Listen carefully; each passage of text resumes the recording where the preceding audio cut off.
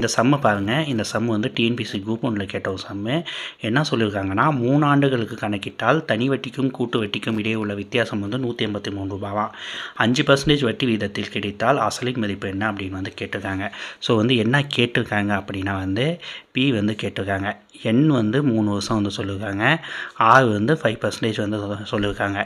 Difference பார்த்திங்கன்னா 183 ரூபாய் வந்து சொல்லியிருக்காங்க. சரிங்களா? இப்போ வந்து எண் 3ஆக இருந்தவனா இதுக்கு வந்து ஃபார்முலா ஒன்று இருக்குது. என்னன்னு பார்த்தீங்கன்னா difference is equal to PR square divided by 10,000 3 + r/100. இதுதான் வந்து அந்த ஃபார்முலா. ஸோ இதில் வந்து இந்த வேல்யூஸை வந்து அப்ளை பண்ணலாம் இல்லைங்களா? டிஃப்ரென்ஸ் வந்து எவ்வளோன்னு பார்த்தீங்கன்னா 183. பி தான் கேட்டிருக்காங்க. ஸோ வந்து அதை வந்து அப்படியே வச்சுப்போம். ஆர் பார்த்திங்கன்னா 5 ஸ்கொயரு டிவைடட் பை 10,000 3 + r எவ்வளோ 5 டிவைடட் பை வந்து 100. இப்போ வந்து இதை வந்து சிம்பிளிஃபை பண்ணலாம். இப்போ இதை பாருங்கள். இதை வந்து அடிக்கலாம். 25 4 25 100. இந்த 2 ஜீரோ இங்கே போட்டுக்கலாம். 5 5 2 5 10. இந்த ஒரு ஜீரோ வந்து இங்கே போட்டுக்கலாம். இதோட இதை பெருக்கோம்னா 3 6 அப்போ 60 61 டிவைடட் பை 20.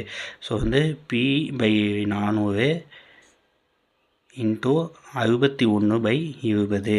இங்கே வந்து 183 வந்து இருக்கும். சரிங்களா? ஸோ வந்து பியை மட்டும் என்ன வச்சுட்டு மீதி எல்லாத்தையும் அந்தாண்டம் கொண்டுட்டு போகலாமா? கொண்டுட்டு போனோம்னா 183 பெருக்கல் 400 பெருக்கல் 20 டிவைடட் பை 61 வந்து வரும். சரிங்களா?